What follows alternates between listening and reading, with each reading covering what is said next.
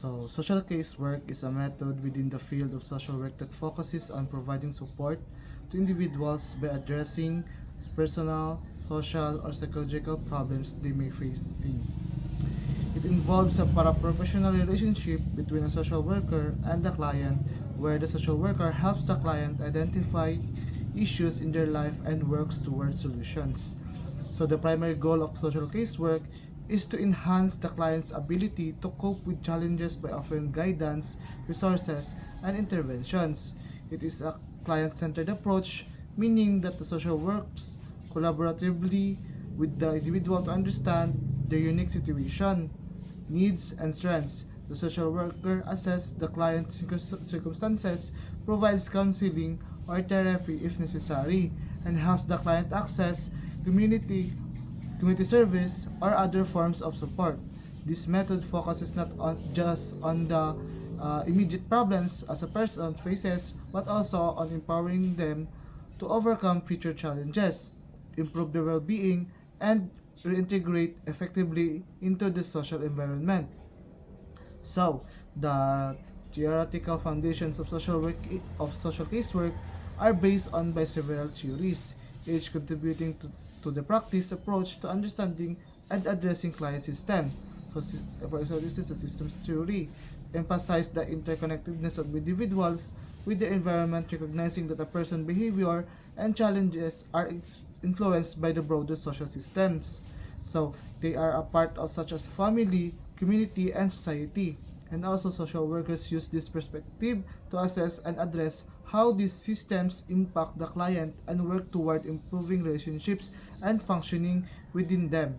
So and also the psychodynamic theory focuses on the role of the unconscious process and early life experience in shaping current behavior and emotions. So social workers using this theory help clients explore past conflicts and unresolved issues, enabling them to understand and resolve emotional struggles affecting their personal life. So next is the functionalism. On the other hand, it views society as a complex system where each part, including individuals, has a role that contributes to societal stability. And also, social workers apply functionalism by helping clients improve their ability to fulfill social roles and address issues that disrupt their functioning within the society. So together, these theories provide a holistic framework for social workers to understand the challenges that client may face and guide them into interventions that promote personal growth and social integration.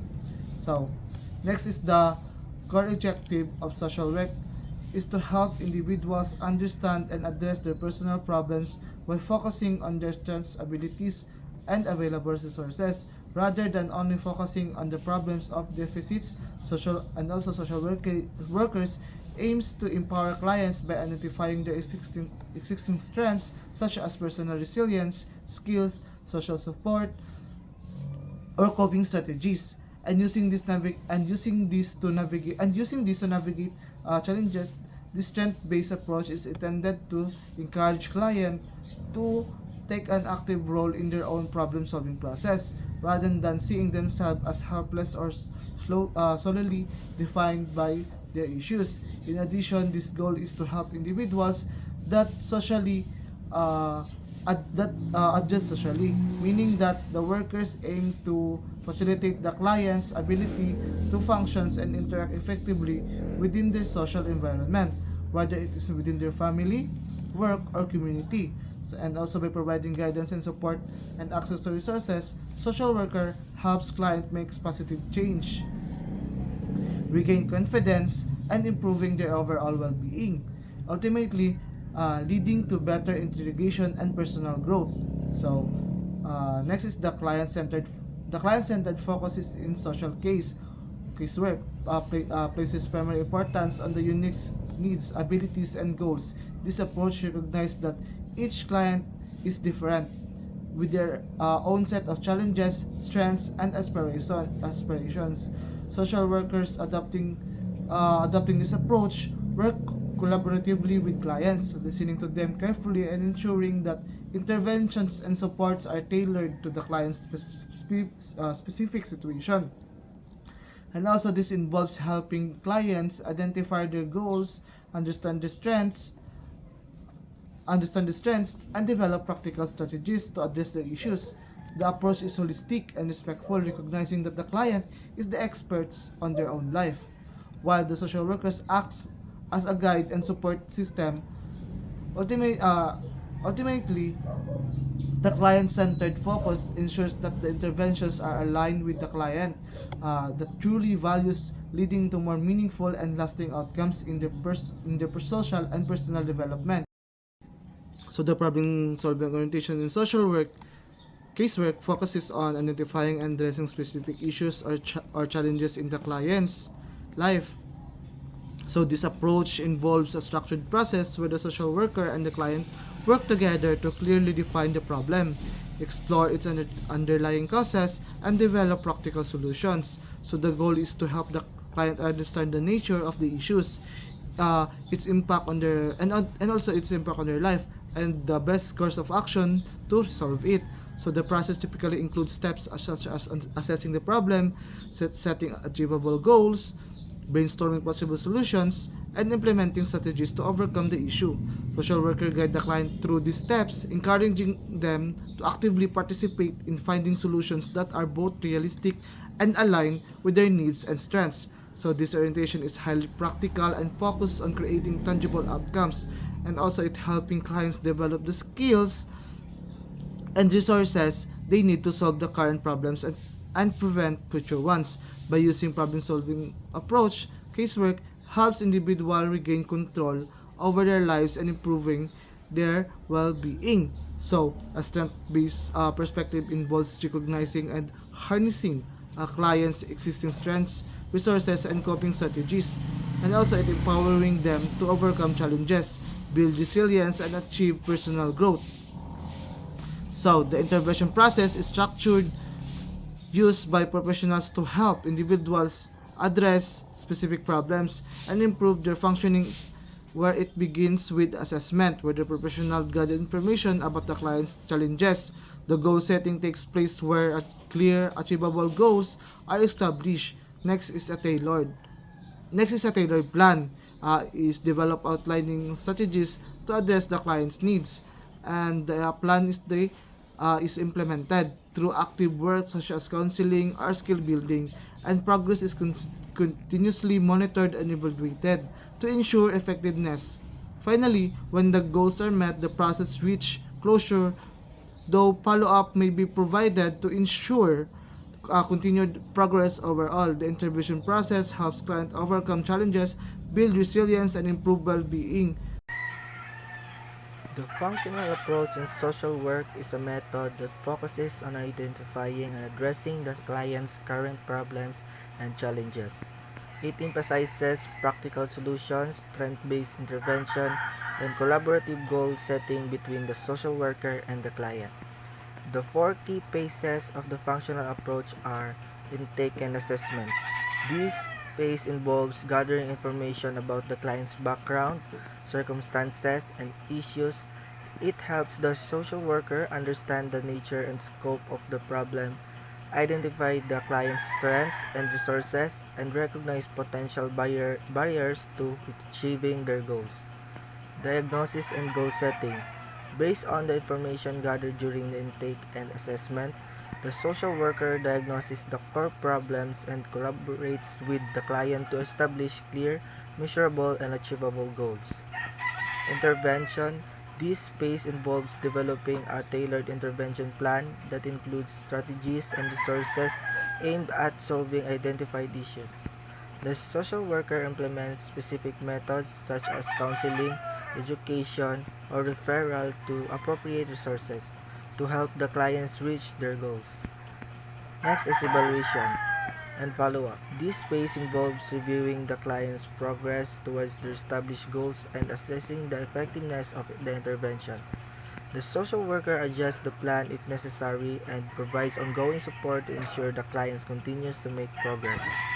The social worker plays a crucial role in this process. Acting as facilitator, they help the client understand their problems and empower them to find solutions. So, as a supporter, they offer emotional social and psychological support to the client. A mediator, they bridge gaps between the clients and the environment, including family, community, or institutions. Advocate, they ensures the client's needs and rights are pres- represented in larger systems such as legal or healthcare systems. Good day everyone. Today I will be talking about the strengths and challenges of functional approach. First is what is functional approach. Functional approach is a way of working with clients in social work, so it focuses on their strengths and resources, looking at the whole person in their environment. So it's like a puzzle where we try to understand how all the pieces fit together. So these are the strengths. Number one is focus on strengths. So it helps the clients identify their strengths and abilities. This builds them confidence and empowers them. Number two is holistic view. It considers all aspects of the client's life, not only just one problem. So this helps us understand the bigger picture. Number three is structured process. It follows a clear plan with goals. This helps them keep the client on track and motivated. And the last one is empowerment. It promotes the client's ability to make their own choices and take control of their lives. However, these are the challenges of functional approach. Number one challenge is over reliance on client. It can sometimes assume the client can change on their own, which may not always be the case. And number two is complex problem. It may not be enough for complex problems, needing help from other professionals. Number three is skills needed. It requires the social worker to have strong communication, assessment, and skills. So that's all. Thank you.